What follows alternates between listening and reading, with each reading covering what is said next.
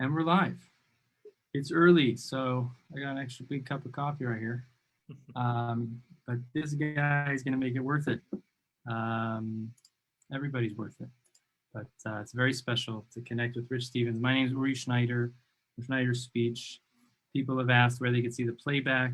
I know that, and Rich knows, we have our good friend Adam in upstate New York. He's already up bright and early. He wasn't sure if he'd be able to get up, but he said, if I don't get up, where's the replay? So for anyone that wants to know, if you know someone that wants to see this, you can go on the Schneider Speech feed. You just go to the history of videos on Schneider Speech on Facebook, or within a day or two, we try to put it up on the blog page. So if you go to schneiderspeech.com, on the homepage there, you'll see a button on the top for the blog. We'll put it there.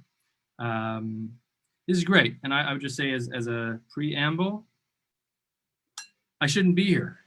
I shouldn't be here. We shouldn't be here. You know, we're very fortunate to be living and fortunate to be able to take this time to create this conversational space in a time that the world is going through some really challenging developments. You know, the virus that we're all living through, people living through fires. In the beginning of 2020, it was about fires in Australia. And it seems like the whole world has caught fire. And for those of us that can endure and find the time and the space to be helpers and to have the luxury of this kind of time is an amazing thing. And that's why we're sharing it with everybody. And so I shouldn't be here, but basically we started this in June and it has caught fire in a good way. And today is very special. So here with Rich Stevens. Rich is probably one of the most wonderfully grounded, kind, down to earth, and at the same time has an incredibly rich, no pun intended, incredibly rich background and journey, both personally and professionally. And we connect on a couple different levels. I'm really excited for this. So we'll touch on Rich's journey. We'll touch on the amazing work of SAY, the Stuttering Association for the Young, say.org. Rich and his work bringing SAY now to Australia, which is an amazing development in and of itself. So we'll talk about SAY, we'll talk about Rich's role in SAY, and we'll talk about how SAY, how Rich, how I, how we, all of us are kind of finding ways to do what needs to be done in the times that we're living in. And one of the things that we try to do in our house is try to see if we could talk about things other than the virus. So I sometimes avoid talking about it, and I offer that as a suggestion for those that might want to try it. But if we talk too much about the things that are holding us back and bothering us, we might lose sight of what really matters. Because in the end of the day, in 2019, what mattered was being connected. And what matters in 2020 is being connected, not to Facebook, but being connected to each other, being connected to people, being connected to our inner truth, our inner self, our purpose, our mission. So we've got to find ways to stay focused on what matters and not get, obviously we have to attend and pay attention to all the things of the time, but not get distracted from the timeless things of love and connection, which really are at the core of the human experience. So without further ado, Rich comes from Manchester. I've got some great Manchester stories. Mancunian is one of the most distinct of accents from the UK, for those of us that are not from Great Britain. You don't have such a good Mancunian accent. Is that fair to say? It's not that strong. I get over time. I've been confused with coming from Yorkshire, which is just across the way. So there's the, like the War of the Roses, Lancashire and Yorkshire. So my accent, I've heard it's not easy to trace. That's right. I call it a fusion. Now you can't hear my Bronx accent. I'm third generation New Yorker, but my grandfather was born in New York, in Brooklyn. My father and I, and we don't have the Bronx accent. It's kind of fusion. So I call it a fusion. And you've been around the world. So I'll just share your journey in a couple of touch points, and then you can tell us much more. Grew up in England as a young man who stutters. Went on to earn his first degree and had a 6-year career as a psychiatric nurse, serving the needs of people with mental health concerns in 3 countries, England, Ireland, New Zealand. And it was some very special experiences in New Zealand that were really pivotal and transformative in his work with the Maori, the indigenous Polynesian people of mainland New Zealand. We'll talk about that. And then in 2017, he goes back to hometown Manchester, home of Manchester United, his soccer football club. He got a degree in speech language therapy, then was introduced to the Camp Say family, the Camp Say orbit, and then returned to University of Manchester, got his Master's of Sciences in Neuroimaging for clinical and cognitive neuroscience. So his degrees are quite impressive and also diverse. And then he jumped over to the US and was going to pursue his PhD at Vanderbilt and MSU, and then opportunity struck, as it does when people bump into Say. And he had the opportunity to really spearhead the campaign of bringing Say to Australia. Say started in New York, spread to other cities in the US and internationally. So Say Australia launched in 2019, and here we are. So Rich is going to share his personal story, a bit about Say, his work in Say, and just how we're all kind of leaning into this new time. And I know there are a lot of great people listening. If you have questions or comments, pop them below. Your likes, your comments, your shares will help Rich's story reach more people, will help this conversation reach more people. And we appreciate that. And without further ado, father of a 16-month-old, Rich Stevens, Mr. Sophisticated, Complex, and at the same time, totally grounded and present. It's an honor and a privilege to have a conversation with you. All those great compliments. I'll pay you after.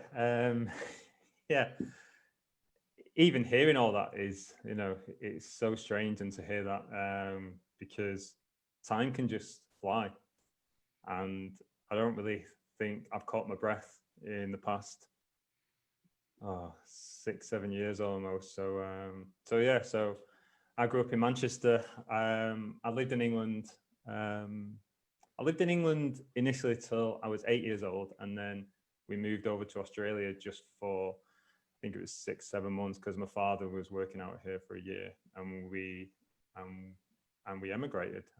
But there was complications with when my father was taking over this role, so we came back, and then I lived in England, until I was about, I think I was 29, 30, and I hopped over to New Zealand, in which I'll come to in a bit. But yeah, I was told I first started to stutter when I think I was 3.5 or 4 years old. My memory of it is quite vague. I do remember having a period in class when I was very young, probably 5 or probably around 5, when I think it was a new teacher who came in, and she was talking to us, reading stories, and if anyone had a question, you had to put your hand up and you had to say your name, and I did. I put my hand up, and my name just got stuck, and it was a strange experience. I did not know what was going on, and there was no sound that was coming out, and the teacher moved on to someone else, and I don't think I put my hand up for a good few weeks or anything, because I was just confused. I remember going home, and it was just that awareness even at an early age. So I remember going to speech therapy probably around that time. So how old were you at the time, roughly? Like what grades, what age, roughly? I was 5.5, 6. So grades, I'm not too sure about grades in America, because obviously in England it's a bit different. The beginning of sitting behind a desk. Beginning of sitting very early on. So I was about 5.5, 6 when I think I went to speech therapy for the very first time. My memories of it are very vague. I just remember my speech therapist was really cool, really friendly. It was a woman. We played a lot of games. We did a lot of like the trains and the linking up speech on trains. I remember that a lot. I just remember a lot of time I was sat in the corner playing lots of Lego, whilst my parents were having conversations. I remember that quite well. And the therapy that I had, I think it worked to a degree, because as a young child, I had a very strong stutter. And I think I was about 10 when my therapist changed. I think she moved out of the area, and I just had a lapse between speech therapists. I think it was about 3 or 4 months. Now, kind of during that time, up to 10 years old since I started therapy. I was kind of fortunate to some degree that I was never strongly bullied. My father, we'd come from a working class kind of background. My father just always said, if anyone calls you stutter, just don't take it. You know, so does that mean in British kind of like not saying it all? What does it mean, don't take it? He just said you have to stand up for you and for yourself on all accounts. And you know, I had a bit of trouble off the year above me, who were calling me names and stuff. But even though it hurt, I never really showed it. You know, I was very stubborn. I'm still kind of stubborn now, if you ask anyone who knows me, but I never allowed it to show. It showed when I got home, when I was in the bedroom on my own, you know, like tears or a lot of anger. But kind of during school, it was just a strange period. I just didn't feel like I really kind of fit in. I didn't really offer to speak in class, and when it was my turn to speak, I would make excuses or something, or when I'd used up all my excuses, just when they're reading the passage, it was going to be your turn, all those like fear of speaking was just so real. And I never really engaged that much in class. I never really engaged in plays. I didn't have a burning ambition to get up on stage, but I would have liked to be in the Christmas play from time to time. It would have been cool, but I just didn't have the confidence at all. I didn't have the encouragement. During those years, Rich, would it be fair to say you weren't very happy? Meaning some kids go through these experiences and they're still happy. They're just specific situations where they might hold back. Would you say like you were kind of holding heaviness during those years, or you were overall happy? It was just isolated incidents that kind of got you down? I think it was, I wouldn't say I was permanently down. I would say it was 24/7 in my brain. It was 24/7 that I couldn't speak fluently. And then it was all those, periods of how come it's me? Why is it only me? Because I didn't know anyone else who stuttered. And Right. I remember when I was 8 years old, I watched, I watched a lot of films. I watched a lot of films. I'm a movie buff, and I was watching The Father, the Bride. I think it's the Spencer Tracy one. Is it Spencer Tracy? And I remember seeing that, and I didn't really know what was going on. I was 8 years old, but I remember, because he was a father, and I had an awareness then that the father of the bride, they do a speech at the wedding, and I remember when that clicked, that was all I could think about. And I was thinking at 8 years old, if I have a daughter, how can I speak at the wedding? So I had some deep thoughts like that. I had, my dream was to be a police officer. Always wanted to help other people. And then in my head, I thought, how could I be a police officer? How could I be on the radio if I'm trying to stop a crime? It was all those strange things. As a young kid, you had these dreams and these thoughts that were way past 8 years old, whether it was the film and thinking about how you'd be a father potentially of a daughter and giving a toast, or, dreaming of being a career police officer and thinking you couldn't do it. Yeah, but it was all those kind of the psychosocial thoughts, even at that age. So ever since then, I've always been a deep thinker. But my family was cool, very supportive, and they never kind of clipped my wings at all, and that was great.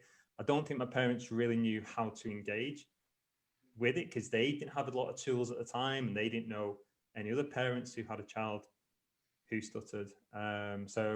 So like, my parents were great, but they didn't have the tools to really understand what I was going through. But I think they were stuck as well, because I remember sometimes I'd come back and Mum was like, how many times have you stuttered today? How did you speak? And I was like, I don't want to talk about it.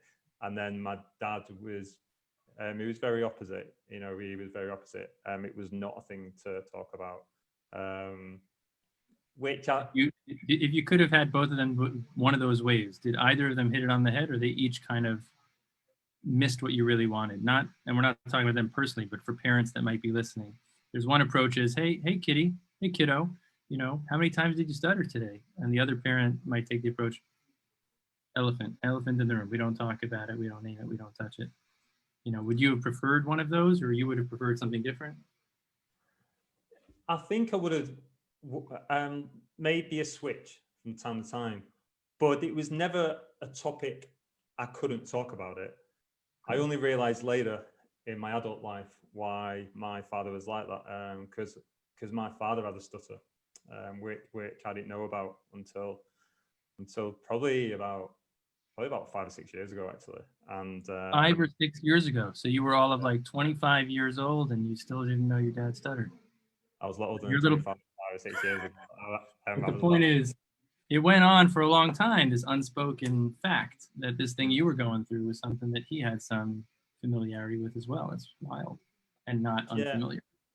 Yeah, but I was quite angry about that at the time. But now I look back and I think of, you know, my father was great and all the sacrifices he made for his family and stuff, you know, and my mum as well. But my father, weird being a father now, I can kind of understand maybe there was a bit of guilt there, you know, and I do get that.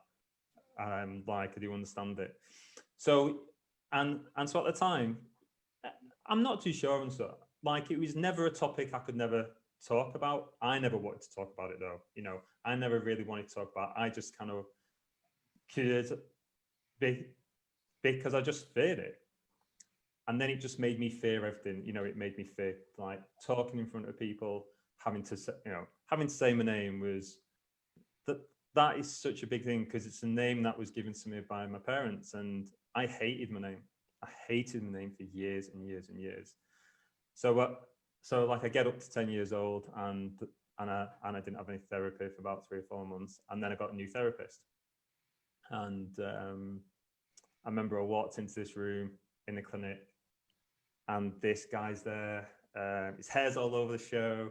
His shirt's unbuttoned here and everywhere. He's wearing jeans and the coat. And I thought, who's this guy? So I walked in, and he introduced himself, and he stuttered. And it was one of those moments. It was like, wow. It was just mind blowing that there was someone else and an adult. And I didn't really understand it at the time, but being a speech therapist as well. Just meeting another person who stutters. Yeah. An Irish guy, and his name was Patrick Kelly, and he went on, I think, to found the Irish organization as well. I think he went on to found that, and he was a great guy. I sent him an email actually about 3 or 4 years ago, and just, you know, because I got his contact details off someone, and I sent him an email and said, hey, I'm an SLP now and I'm doing these things, and he got back to me, and he was a great guy. So our therapy was, it was a bit different. We still did the fluency techniques, but also as well, he shared a bit of his journey, and he asked me, you know, just about the inner feelings, and that was new for me. And how old were you at this point? I was 10. I was, and a year. So I think, I was 10, and the year afterwards, I was about to go into high school. Now, obviously, I was fearing high school because all these new faces, having to introduce yourself all over again. Teachers don't know me, pupils don't know me, and I'm thinking, I'm going to stick out. I'm going to stick out, and I'm going to get a lot of grief off people. And then the lads who were the year above me had gone to this school, and they were there, and I just thought, you know, it's going to be tough. So that was great, spending time with Patrick. He was only my therapist, I think for about 2 years, and then he moved on, and then I didn't have any therapy after that. I don't know if the funding stopped. I'm not too sure. I just remember not having any therapy. That was like NHS, publicly funded? Yeah, NHS. So my stutter improved a bit as I got older, but I was being a covert a lot. I was hiding it. I was avoiding. When you say your stutter improved, you got better at stuttering, or it got weaker? I'd say I became more fluent, but I became more fluent with being a covert as well. So it was probably a bit of Explain both. for those people that aren't familiar, and I think even that word needs to be unpacked a little bit in these days. What what does that mean? So on the outside, it looked like you were stuttering less, but there was some covert experience. What does that mean? So for for kind of me and my explanation that being a person who is a covert and person who stutters is I was trying to hide it at all times. My stutter was not as strong, so it had become less strong over the years. And when I got to high school, I would just avoid.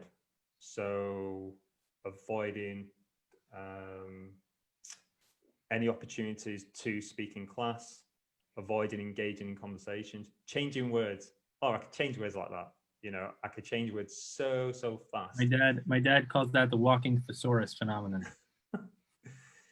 And it's mental torture though. It is, you know, it's a Exhausting. mental, it it's a marathon.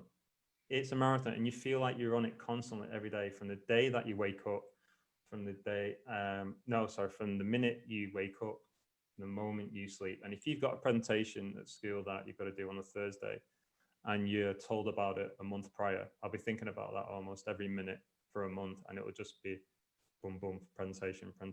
You have to speak in front of people. You have to speak in front of people. And it's just that mental torture for all day, almost all day.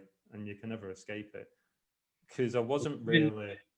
I think just to highlight, keep your train of thought. I just want to highlight for anyone that's interested in learning about this. I think, we were on a group call at the adult meetup we did this past Sunday. And Izzy asked this question. He said, when are they going to start teaching therapists, clinicians, and people to look at stuttering not only at the moments of audible speech interruptions, but all the impacts of stuttering could be measured by all those quiet moments that are words unspoken, or words switched, or thoughts truncated. So for those that are thinking about this, the covert, the person who stutters, who relates to that, is having as Rich said, an exhausting experience to some degree of mental gymnastics, potentially anticipating, avoiding to different degrees. Sometimes it could be a few minutes before the event, it could be a day before, it could be a week before, leading up, and kind of the experience of stuttering. It is stretching way beyond the moment of the stutter. There's that whole kind of lead up, and then maybe also after the actual moment. So you're talking about in high school, that was exhausting. The covert experience of anticipation and exhaustion and mental effort to kind of duck and dodge. Yeah, and those moments, if you avoid, it's like a short win. You know, it's a very short win, and you have used the trick to get out of saying your name. You've not had to do this presentation, or your turn to read is coming up, and then the bell goes, and it's like, cool. That's a Saved by win. the Bell. That was a Saved show. by, Did you watch Saved by the Bell? yeah, oh yeah, Saved by the Yeah. Bell. Zach. Saved by the You Bell. kind of look like Zach. Older version of Zach. Oh, he's got blonde hair, but yeah, and that was it. And it was these short wins, and these short wins were great. But then on the journey home, and I get home, and it would just be, there was an opportunity. I could have spoke, and I didn't take it. I didn't take it because of the of my thoughts about it. I never wanted to identify as a person who stutters. I never wanted people to see that I stuttered. I never wanted to be picked on. I was ashamed, and I kind of didn't know any different. You know, I didn't know. I didn't have a role model apart from my SOP. But as a kid, you know, when I was 13, 14, and maybe 15, from the last time I saw him, it felt like years and years and years ago. And it might have been And a it was year, cool but that he stuttered. It was cool that he stuttered and he was a man, but the hair and the untucked shirt didn't impress you as much.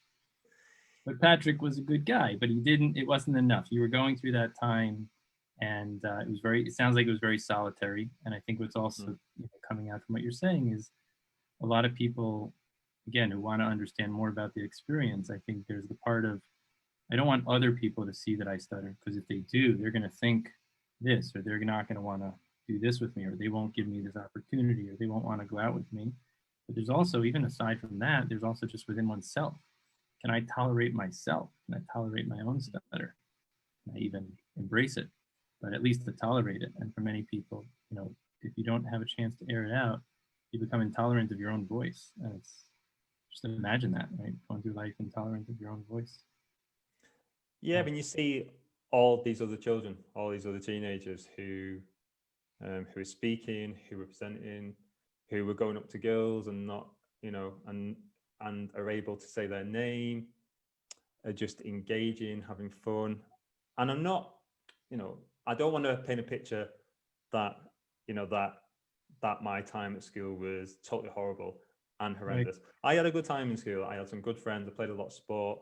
I did quite well in school.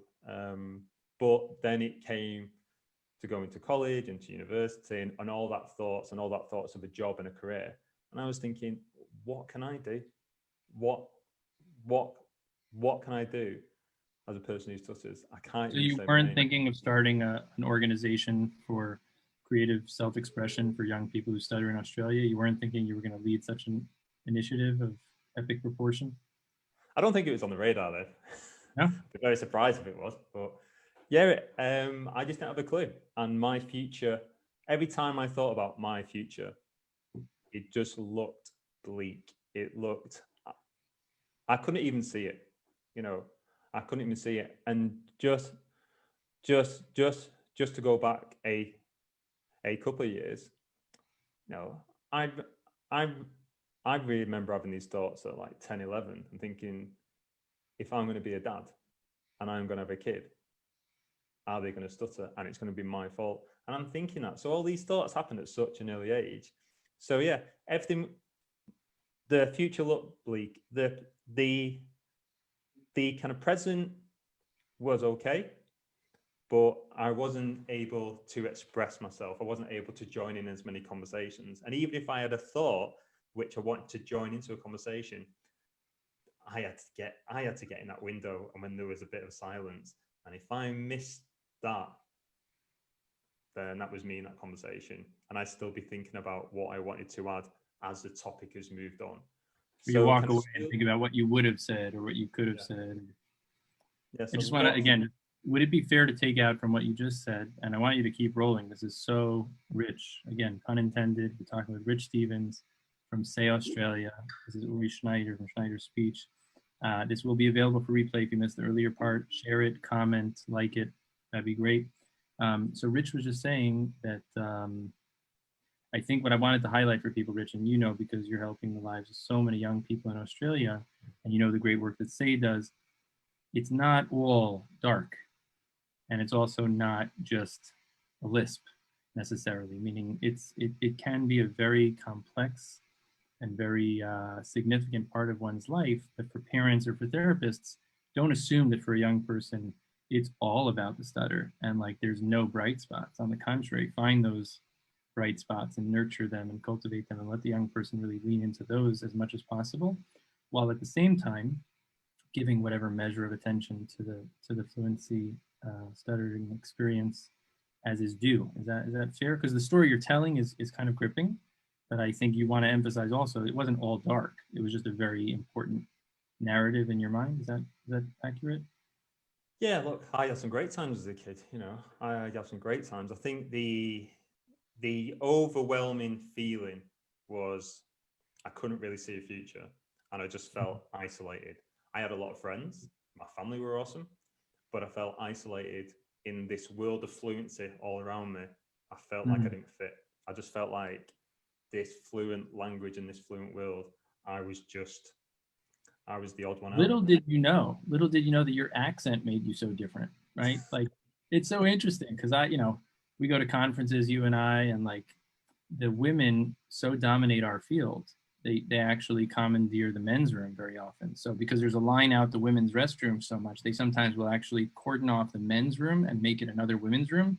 And so as a male SLP, I don't know if you've had this experience, I've had to trek like 5K just to find another bathroom that's open for men. But I didn't realize that being a man was going to mean that I'd be so different in the field. And for you, the point is you were so fixated on the fluency, being a person who was surrounded in a world that seemed to be all fluent, and you didn't fit in. It didn't occur to you there were other things that made you different. Your Yeah, personality, your interest, your accent, your background. But this became a very prominent feature in that outlook, huh? yeah, because everything about me was my stutter, and it's all I saw. That's Every it. time I looked That's in it. the One mirror, big stutter. yeah, every time I looked in the mirror, I just saw like an inadequacy. You know, I didn't fit. And so then, yeah, and so then afterwards, I moved to college. I mean, like I went to college, which is a bit kind of different. In England, you go when you're 16. I took a few A levels, English lit and history. Oh, I remember that first day in English lit, and I loved it. At high school, I go into this class, and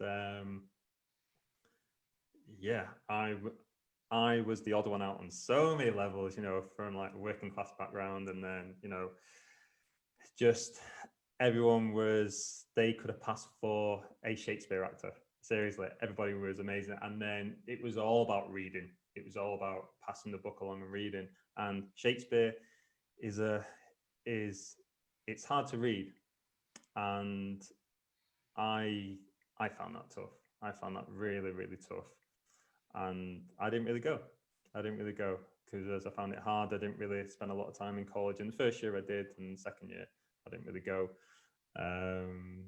Yeah, it was just too hard. And then the negative kind of connotations of that, you know, just lots of feeling inadequate again in a room full of people who could speak fluently. So yeah, at college I didn't do great. At school I did well. At college I didn't do great. I took a few years out to just kind of worked in retail for for a while. And You didn't that, put you didn't put that in the bio, Rich. I know, but there, you know, and there's a lot to put. But I took Don't make a couple stop. of years out. That's great. Just again, a quick shout out to Taro Alexander, the founder of Say, back when it was the Our Time Theater for young people who stutter. Say is obviously this incredible force in the world. Started in New York, has reached many cities across the U.S. Now in Australia. Richard Stevens is the head in Australia. It's still a little early for me. Forgive my misstep. But if you want to see a fascinating moment, and Rich and I watched it together on Sunday at this adult meetup this past Sunday. We're going to do another one October 18th, save the date. In the film Transcending Stuttering from 2004, Taro has a line about this very experience, which is so universally experienced by people who stutter. In class, teachers going around the room, and it's your turn to introduce yourself, or it's your turn to read out loud. And Taro says, yeah, nobody learns a darn thing reading out loud, because you're generally not doing comprehension when you're reading out loud anyway. But the torture, the torment of waiting and seeing which paragraph was going to be yours, planning, anticipating, and kind of just like whatever your, physiological response was to that, or whatever coping mechanism you had. What a dramatic experience it was. He talked about it. You just talked about it. I think for teachers who might be listening, or parents, just think about, we can turn a classroom upside down. It could be a great lit class, and it just doesn't have to have that pressure of everyone needs to read and it needs to go like this. We can do a lot of things to turn that upside down, be a little bit more creative, to give an opportunity to those that want to read, but at the same time not make it something compulsory that has to be anticipated with such dread for those that might not want it or might not be on the same level playing field. Let them have another way to demonstrate their greatness. Just a little caveat there. Shout out to Taro. Yeah, he's a great guy. So you're pretty low in college. So you were doing good in high school, but college starts to be a bit of a dip for you, and you start taking a job in retail, which doesn't sound like the policeman you dreamed to be. No, I just took a few years out. I just needed just kind of time off from studying. I took a couple of years out, and then I applied to do a degree in IT first. So I've got a degree in IT as well. So I didn't put that into, IT. yeah. That's why you're rocking the audio system over there. Yeah, I took that course because I never wanted to interact with anyone. And I liked computers at the time, and I just did it so I could hide on the back of the screen, and I didn't really have a plan. And in my final year, I had a cousin who was trained to be a a barrister, and he just worked part-time in mental health. And all through that time, from college and retail and from my IT course, I was avoiding. I was still being that person who is covert, who is hiding it at every opportunity. I was like a secret agent. No one knew. If you met me new, you would not know that It was I like still, literally a covert identity. It was yeah. like MI6, CIA. I don't know what the Australian one is. I forgot. But you I know, was being but it was someone else. like it was bigger than hiding words. It became the whole experience. I'm the IT guy. I'm the IT guy, not because I love IT, but because I figured then I don't have to talk to people. So you really kind of started to carve out a whole identity, a Yeah. whole performance Yeah. to kind of avoid. Yeah. Yeah, it was an act. And then yeah, I just found my way into mental health. I didn't know anything about it, at all. He just said, and we need some people. I was out of work at the time, so I went. Wait, hold on. That just seems like a bigger transition than you just said. You're in retail, your uncle or cousin comes over. He's like, listen, come from behind the register. We need some people in the psychiatric ward. Is that exactly how it went? That is exactly how it went, because I was doing IT at the Good to time. know. Good to know. Final year as a student, yeah, and it was that simple. He just said, and we need some people on the ward because it's busy. I work there part time. It's great, you get to meet some great people. It's a rewarding job, and I just went for it, and I never looked back, and I loved it. Wow. I worked on various wards with various people with a range of mental health and kind of difficulties, and it's a kind of pattern for the next kind of few years. I was working with people where there's lots of misconceptions about mental health. There is a lack of understanding so heavily, and I Yeah. loved just learning more about that world. I loved,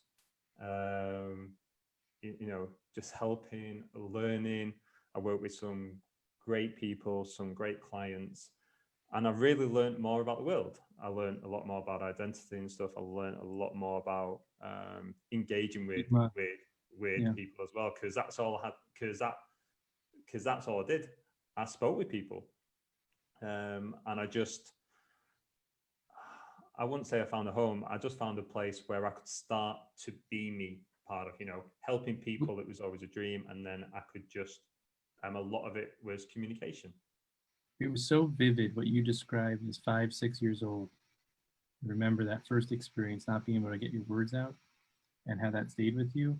And you described this as this very different experience. I was just wondering if you could, was it as vivid for you, the feeling that you were able to just say what you wanted to say? Maybe, I don't know if you could add any more color to that, or it was just a contrast, or was it as significant as it sounded to me? It sounded like it was the first time you, as you said, you left the register, you left, the identity of kind of picking a career and a path and jobs and opportunities that would limit interpersonal interactions and conversations. You stepped into a space where all you did was talk to people. Did it strike you then as well, or only in hindsight that it was so transitional? I think it's probably in hindsight, because I was still having a lot of periods I was being covert. I was still hiding. I was still. But you were putting yourself out there. So in hindsight, you just recognize you suddenly started just talking a lot more. Yeah, and I was engaging with people who I guess were kind of being ostracized from society. So like, I wouldn't say that it was like a solace. It was like spending time. It was like finding solace in a community where there was just a million and one misconceptions, about their problems and the difficulties and what kind of mental health is and all the stigma behind it. And it was a great learning curve. It was a great life learning curve, and it gave me a lot more appreciation, just about kind of what I had in my life and my upbringing and how fortunate I was.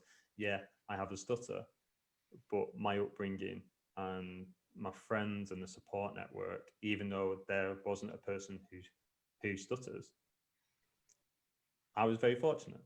I had parents who never kind of clipped my wings. And I had some great friends as well. So that was, I spent a year as a support worker, And then I thought, let's just do it. Let's apply to Can kind of be. can I interject?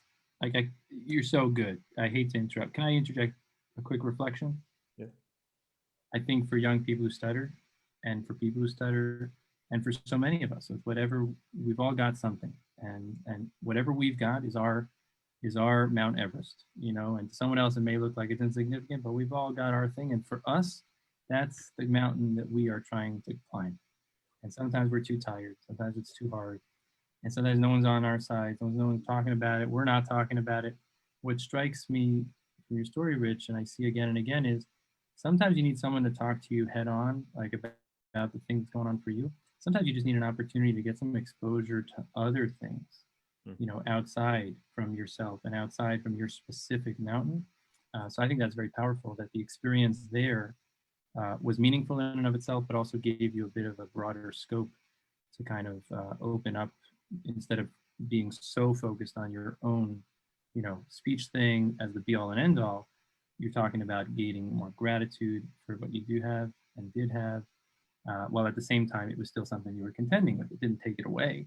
It wasn't a switch, but it was an opening. It was an opening of a door, an opening of a gratitude. And I would say in these days, for those of us that are Jewish observing the upcoming New Year, we talk about blessings. And one of the things I'm thinking a lot about, and I'm thinking of you, is that we always think we need blessings outside of ourselves. You know, we need to be blessed with like some major inheritance to come our way. We need to be blessed with a child. We need to be blessed with a relationship. We need to be blessed with a job. And in no way to minimize any of those things. Everyone should have everything they wish for and more. That's my blessing.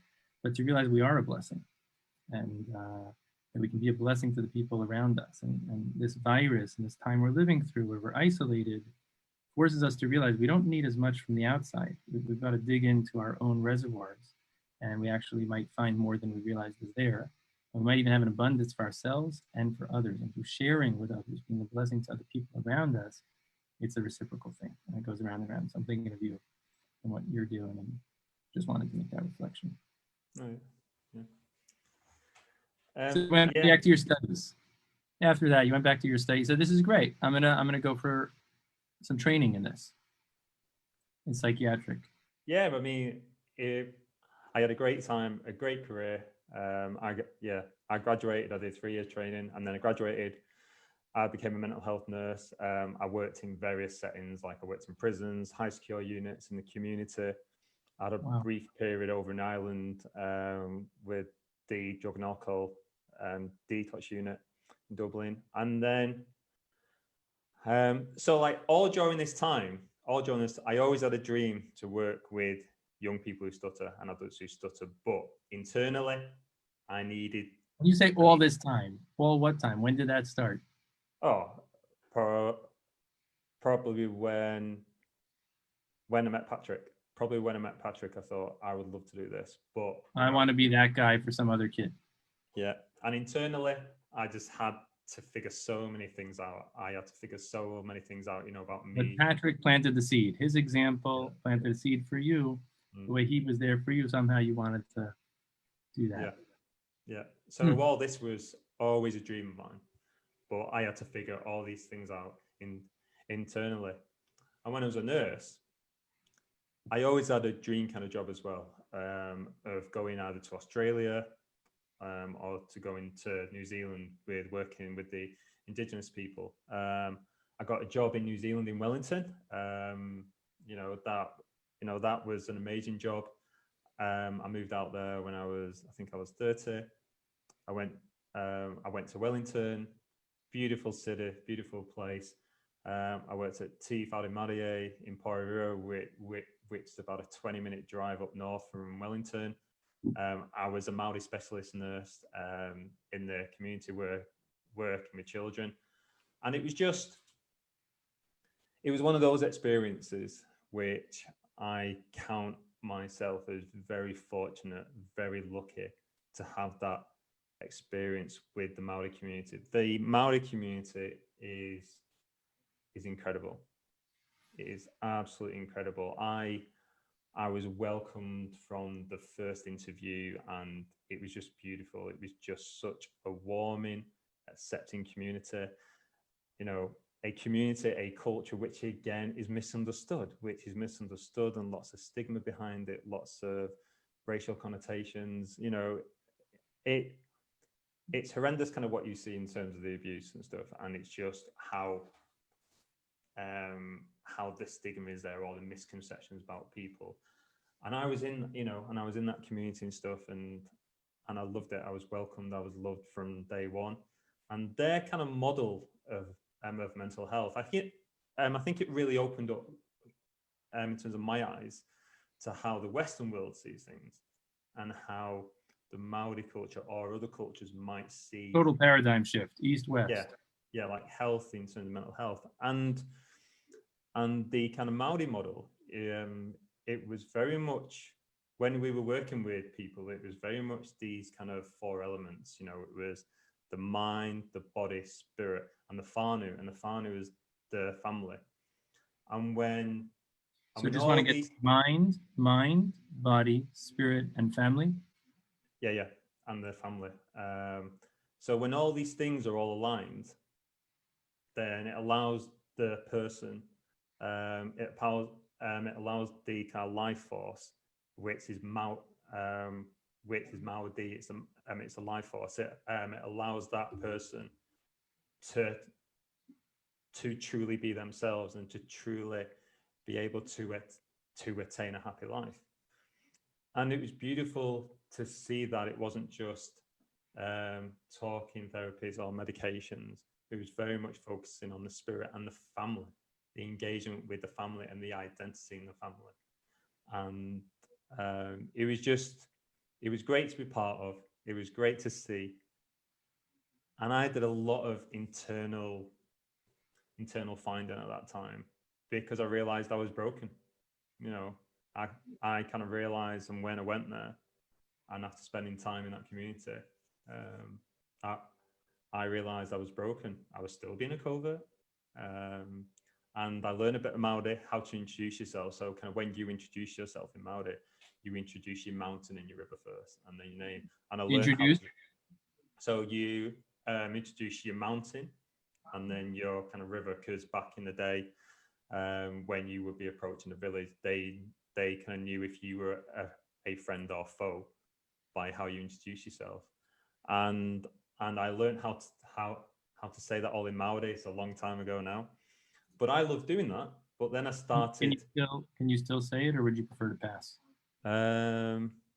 Or I don't want to do any justice to it, because it's been a while.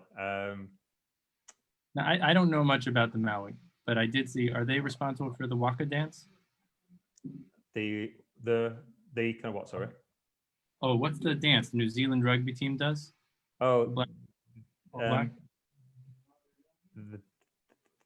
Don't they have a dance like a? Yeah, it's a haka. Haku. Yeah, there you go. Does that come from Maui people, or that's from another? No, it's Maori. Yeah. No, it's Maori. Yeah, the haka. So if you can't say your mountain and your river, Rich, can you do the dance? Maybe is that possible? Other time. I can try a mountain river. Te tina ko take a kuva mawa. No, it's gone. We'll circle back to that another time. But I love it, the mountain and the river. And the mountain and the river, is it geography? Is it geographical, or it's the metaphorical mountain and metaphorical river? No. It's where, it's where you're from. So mine would be ko Pennine to Mona, ko Irwell to Awa. So the Pennine's a mountain and Irwell is a river. And now the Pennines aren't really mountains. They are big hills in England, but I just had to go with it, you know. And it was great. But my point in that was, I was saying it in Maori, and then I started to not say it fluently. So I didn't. And I said it in English. And it was all this, and it's what I mean. I was broken inside, because the physical aspect was good. The family aspect was good.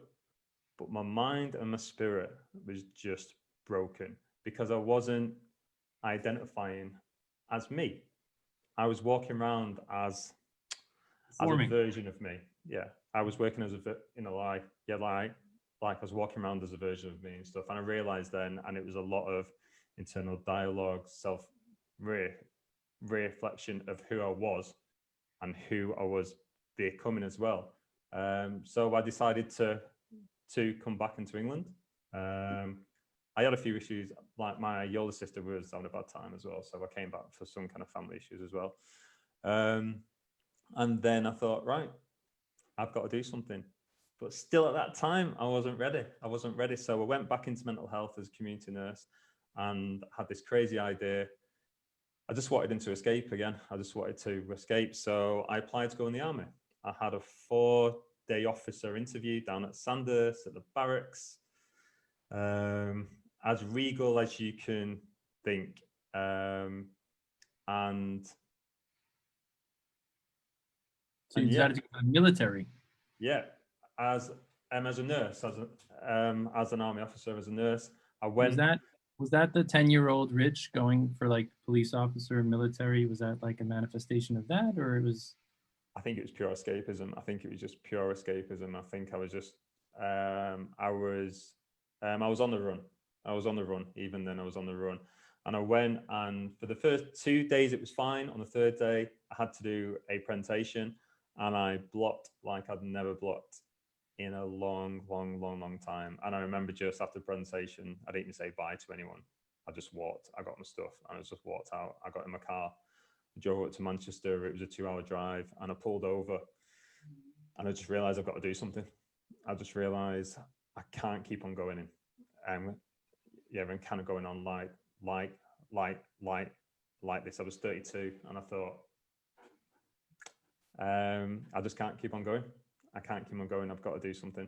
And so that moment of real exposure, it was one of the best or most dramatic blocks you imagine or remember. Third day into the training, you walked out, packed your bags, jumped in the car, and just drove. And then you parked the car close to your destination, sitting in the car, crying, and telling yourself, I can't go on like this. I got to do something. Yeah, like it's not as if I was crying. I was just I was glazed over. I was just quite kind of cold with it.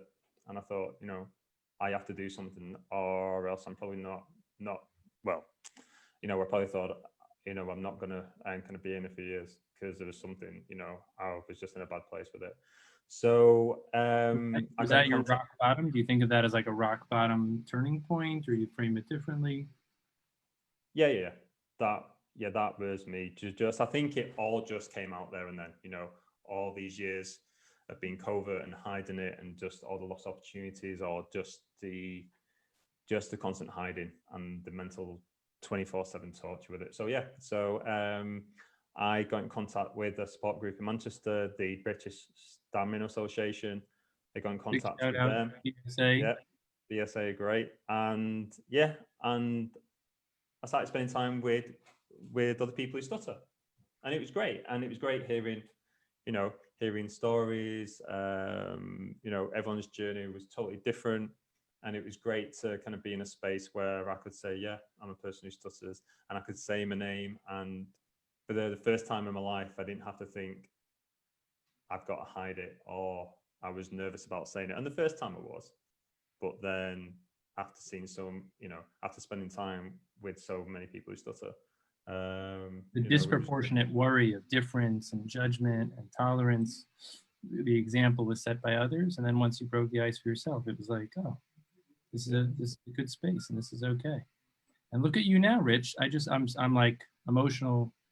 You found that after a long ride, metaphorically as well, and here you are telling your story. And that's my hope, that these stories and sharings, can maybe do that for somebody. And I got a message from someone just yesterday about you. I got a private message from someone that you shared this conversation on social media. It's no joke. I can't make this stuff up. He sent me a message. He got it because you posted that we were going to be doing this. And he sends me a message and he says like this: wow, I just found your feed of videos and conversations related to Rich Stevens. I've met Rich on a few occasions, hopefully another chance to meet him again. The videos and the stories are amazing and inspiring. This is just what I needed. And now your story is going to be part of that too. And there's so many good resources. If you're out there, you can find real life support groups. There are many on Zoom now. So in every continent, if you need resources, you can reach out to Rich. and say Australia, you can reach out to us. You can reach out to the British Stammering Association, STAMA, National Stuttering Association, Stuttering Foundation of America, Friends Who Stutter. Thankfully, there are so many. The Australian organization isn't at the tip of my tongue, but we can post that too. Yeah. So, And Speakeasy. Speakeasy, yeah, they've got a great online conference. The lineup is incredible coming up. So October 22nd is International Stuttering Awareness Day. Great opportunities out there. So check out ISAD is another great one. But back to your story. So you go to the group and suddenly you sort of found your home. You found your people. Yeah, I found my people. You found yourself. You got connected. Yeah. Your mind and your spirit became connected, and you were congruent. Yeah, and there was a guy there who was an SLP, who was a researcher, and we spent a lot of time together. You know, a lot of conversations, and he gave me the courage to apply for the SLP course in Manchester. I applied. I got on it. So I was on an upward journey. I was identifying more as a person who stutters. I was being less covert. You know, that kind of transition took a bit of time. It wasn't kind of straight away. And yeah, and I was on the SLP course. I was doing well. I was acing a lot of things. And then just in the spare time, in the summer holidays, I thought, let's try and find somewhere where I can go and work with kids. And there was not really anything in England. And Not yet. Not yet. Sarah's working on it. Yeah. And then I came across Say, and it sounded too good to be true. You know, it sounded, oh, these kids have as much time to say what they want to say, and every voice matters. And I thought, you know what? Yeah, I'll right. apply and I'll try. I have to see it. And I remember on the first day, staff training, we're all there in a circle.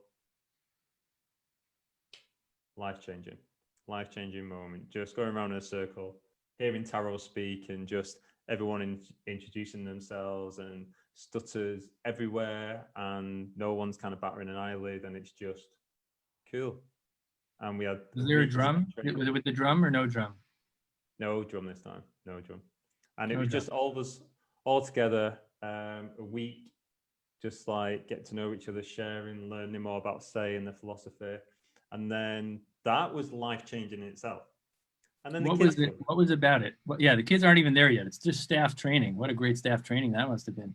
What was life-changing about that moment or about that experience? I think it was just to be around so many people, to be around a community like that, and where there was just so much love kind of straight away. And there was people there who they stuttered, and there's people who didn't. And the people who didn't just gave people time to say what they wanted to say. And people had as much time like staff, and people were sharing these beautiful shares. And it was just, I describe it like this. There's a book by Gregory David Roberts called Shantaram, and he did a sequel called The Mountain Shadow. And to cut like long story short, he's a prisoner in Australia. He escapes, he goes to India, and he lives this life. He's got a daughter in Australia, and he can never go back to see her. And he creates this kind of life in India. And he describes home as this. He describes home as a place where you feel loved, where you can love, and where you love the person who you are.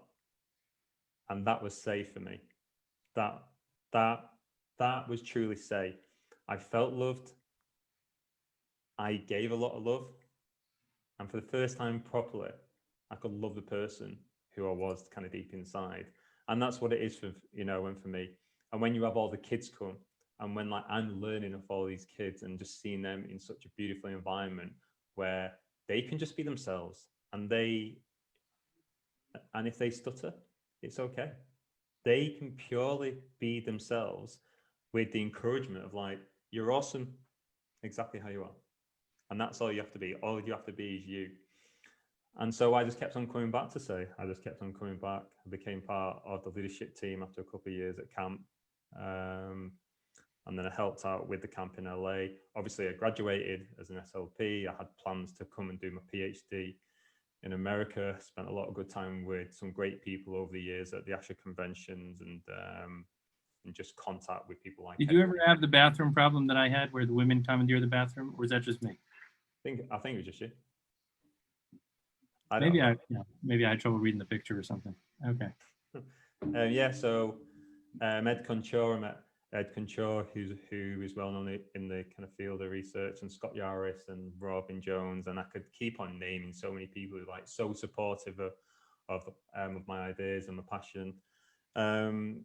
But then the opportunity came to bring over to Australia. The opportunity came. I met my partner at the Oxford Fluency Conference in 2017. I think it's 2017. Yeah, and that's Elena, and she's the head of teaching at the University of Melbourne on the speech pathology course, and Elena's a researcher as well, and she's known in the field. And we met.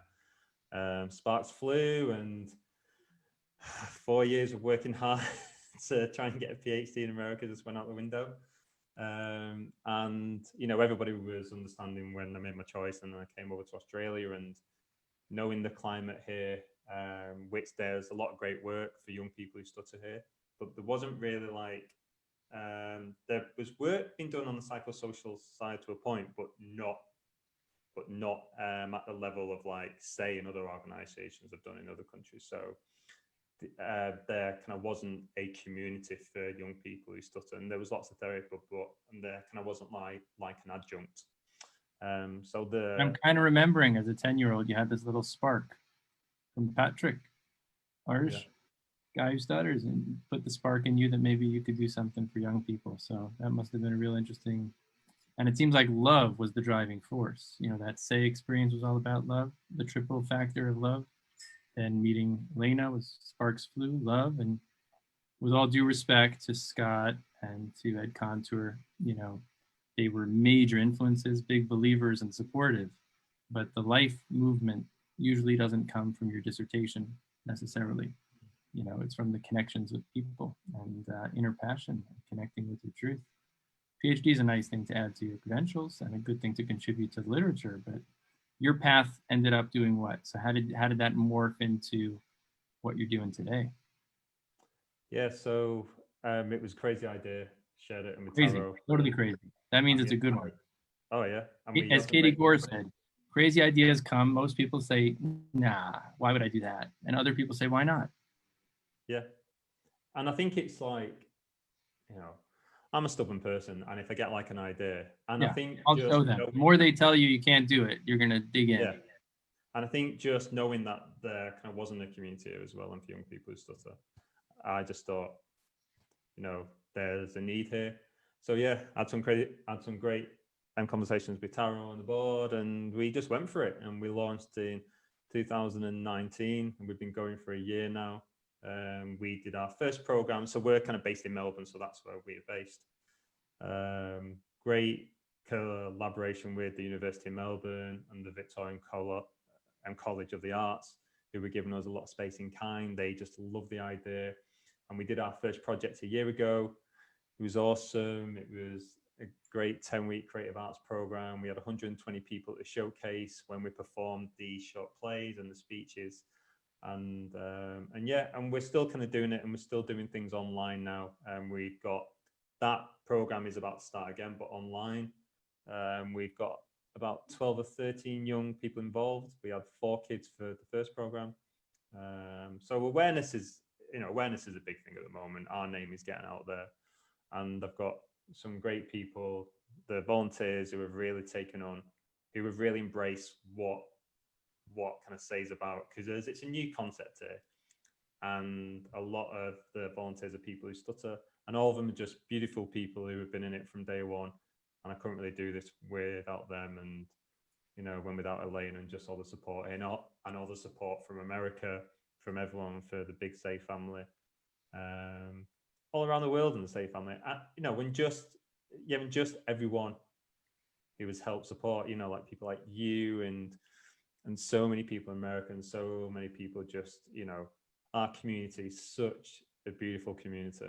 It's a great community when when all we want to do is help people who stutter just to, Be people, yeah, be themselves, yeah, be the fullest version, like you said, like you were. And as Alan Rabinowitz says in the film Transcending Stuttering, I felt like half a person.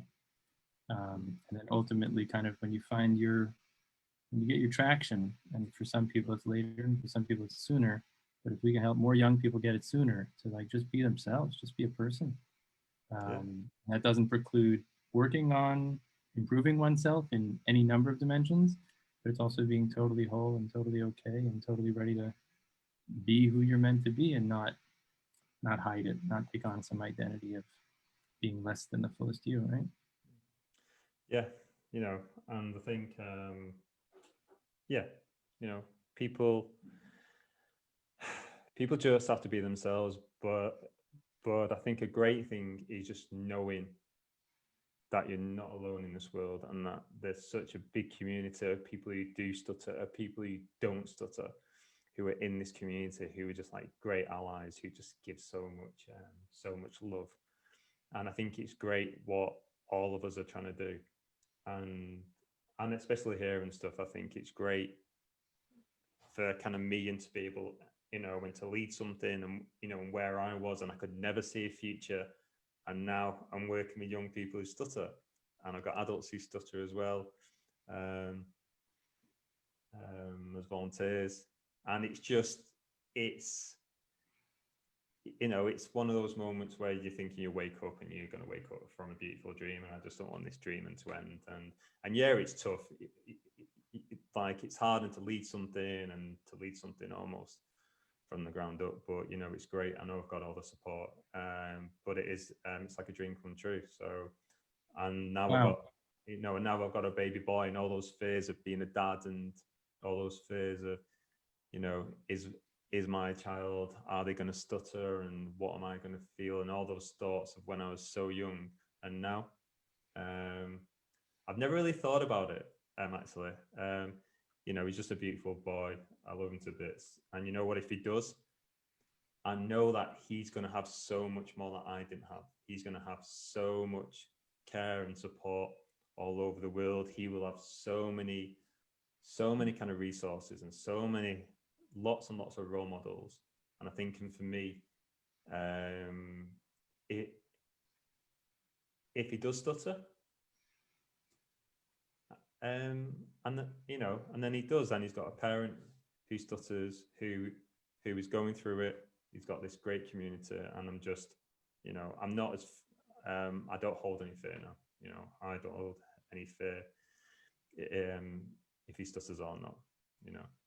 That's awesome. So on a personal note, he's going to grow up in a world with many more resources for people who stutter, for people not to feel alone, people to feel whole just as they are, to feel love, to love themselves, to give love. Most importantly, I think for him, to have a dad who's done as much as you've done and has as much understanding. I meet so many people who have that fear. I meet people who are dating people, and the one criterion is not how tall, how skinny, what color hair, but I just want someone who doesn't stutter, which is bizarre. If you're a person who stutters, that you would discriminate against a partner. And the point they say is, the idea of tolerating their stutter is impossible for me, because I don't tolerate my own, and the fear of increasing the odds that my child might stutter. That person is earlier on in the journey. But when you have a parent who's been through it, there's often a lot of fear about kids going through it. And I would just give a lot of hope and confidence that, number one, children of people who stutter can do just as well as others, number one. Number two, very often becoming a parent without projecting, you can use your experience as an insight to become that much better of a parent for that child. If you didn't know it from the inside, you wouldn't be able to be the same parent. But if you get it, if you know it, you've lived it, you've worked through it, even if you're not at the end of the road, or you still have a ways to go from your perspective, you can be such a better parent. And going through it, if that's the way things play out, can be transformative for your child and for you. And I've seen that time and time again. So if anyone's living with that fear, I just want to give you also the alternative hope to counter that fear, but it's a real thing. On a professional note, Rich, what can people do to tap into the great resources of, say, Australia? What's the best way to reach out to you? What's coming up? What can they take part in? I know you got some great stuff on tap. Yeah, sure. So an easy way to get into contact, we have a website up, which is www.sayaustralia.org.au. I'm getting down with the kids these days, so our handles, our handles are Facebook and Instagram will be Say Australia, all one word. People can kind of reach out to me on my email, which will be rich@sayaustralia.org.au, and that'll come straight to me. You know, I'm always available then to chat. On the website, on our Instagram stuff, and we've got all our programs up there, and we've got a brochure that you can download off the website. We have we are having our Zoom hangs at the moment on a Saturday from 12 till 1:30, but they're about to end just in a couple of weeks because we're starting our program. We're starting the MyShare project, all online, all free. All programs are free at Say Australia. All right, how much does it cost? What's the barrier? 1, 2, 3, 4, free. So free. Four-letter word. A good four-letter F word. Free. Yeah. So it's starting on October the 10th till December the 12th. It's 12 o'clock till 2 o'clock in the afternoon on Melbourne time, and that's open to all young people across Australia and New Zealand as well. We've got a New Zealand kid who's just joined us, so that is pretty awesome. Kiwis are welcome. Thank you. Yeah. So it's great. And then we've got our programs that will be starting our 2021 season, which we hope will be in person. But our program, the MyShare project, is online. It's all going to be on Zoom, and it's going to be cool. And it's going to be great. We're going to be in the Zoomosphere doing some great theatre games, and people are going to get a chance to really create what they want to create, and we're going to see some great shares. Amazing. Big thanks to you. I have one more question for you. I'll just make one quick plug and then a question that's a little off field, so stick tuned for that. If you want to check out anything about Rich and the great work that Say is doing, you can go to the website. I posted it under the Facebook Live. You can also go just to say.org, the general homepage of the flagship organization, and Say Australia, of course. You can also go to their website. So wherever you are in the world, you can access amazing things, and Say is one of a couple premier organizations doing great stuff. So plug for that. Anyone wants to save the date, first of all, later this morning, this afternoon, this evening, wherever you are in the world, with 2 more awesome Facebook Lives, one with John Clausing. There are going to be some great stories there. You have to stay tuned for that. Then with Pamela Mertz, who's a board member of the National Stuttering Association. She is a rock star blogger, podcaster, and advocate, international advocate extraordinaire. And then on October 18th, we're going to have these free meetups for parents, teens, and adults. You can stay tuned. They're not posted yet, but on our website, schneiderspeech.com/events. And I'll also offer just a quick invite. You could check out some really new stuff that we just loaded up on our homepage, schneiderspeech.com. You'll see 4 buttons. The 4 buttons are, there's private therapy. What's exciting there is my dad is totally on Zoom, Dr. Phil Schneider. I think we have to figure out Zoomosphere. That's a good word, Rich. I think calling it virtual doesn't do it justice, because you can create real connection. It just happens to be through a digital platform, but certainly in a time where being in person physically might not be safe in certain places, this is better than no connection. So digital connectivity, digital experiences are worth trying. My father, at the beginning of COVID, jumped on and hasn't turned back. And so he's doing some great things. So you can go on the website, there's the private therapy path, but now we've also created a group therapy experience, an 8-week group therapy experience that is built upon this online self-help, self-guided video course that I co-created with some great people. So you can check that out. It's all there on the website. You can see free previews and everything. So the question I have for you, Rich, what's with the Seahawks? You said you're a fan of the NFL Seahawks. Are you a Skittles guy? Are you a beast mode guy? Or there's some other backstory to like how you got to the Seahawks? So how I got to the Seahawks was it was through Oregon Ducks, and I'll tell you why. It was through what? Oregon Ducks. So Oregon. Oh, the Oregon Ducks, absolutely. Oregon Ducks, yeah. So in my final year, sorry. In my first year, when I was trained to be an SLP, I was walking around this sports fair thing. I was looking at the soccer teams, and this guy, he threw a ball at me, and so I caught it, and it was American football. Now, I have followed that all as a kid. I didn't really have a team. My father worked in Kansas for a while, so I was a Chiefs kind of fan for a bit. I should have still been now. So yeah, I caught the ball, and he said, "Have you ever played?" So I went, "No, I know how to play and stuff. I know all the rules." So I played for the University of Manchester. I trained solid for 8 weeks. We were about to start the season. And all the training plays, we would watch Oregon Ducks. We wouldn't play anything like them, but we watched it. And then I got through the Seahawks through that because it was a similar style of play at the time. And in the training session before our big game at the start of the season, I was doing a block. I was a receiver, and we were doing a running block. And 3 guys, they fell on my ankle, and I snapped my ankle, and I broke a couple of fingers as well. I've got a bit of a dodgy finger. I've got one too for basketball, but yeah, wow. It took 3 guys to get you down. It took 3 guys to get you down. You're a stubborn Brit. And I never played a game, so that was my career. So that was your career. So you were a receiver, and now you're a giver. Look at that. And then the Toronto Blue Jays. Now that you told that story, that was so good. Tell me you were like a minor league baseball player too. How did you get to the Toronto Blue Jays? Because I've got a lot of family in Canada. My grandma had a sister who married a French-Canadian pilot. I think he was a French-Canadian. Well, he was French-Canadian. I know he was in the army. And then she moved over after World War II. And they had a big family near to Sarnia, a small town called Port Lambton, which is a few hours away from Toronto. So I've got a lot of family there. So I'm Blue Jays.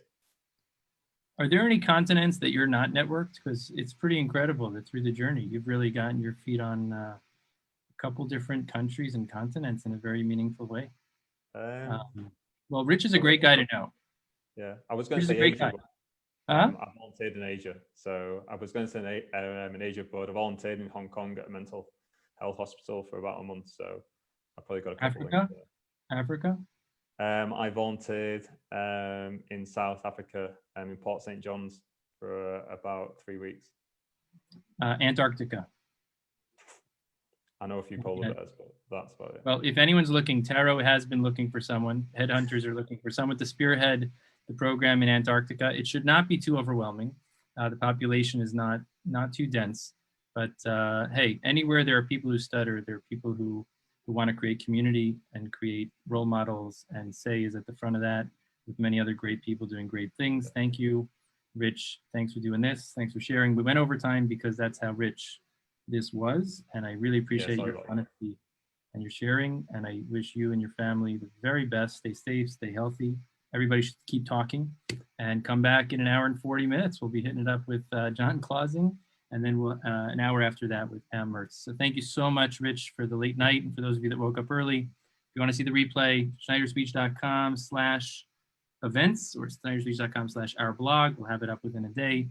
Have an amazing day. Share, comment, like, message Rich. If you need anything from Say Australia, message me, schneiderspeech.com. If you need anything that we can help you or connect you. Thanks for joining us. Should be an amazing day.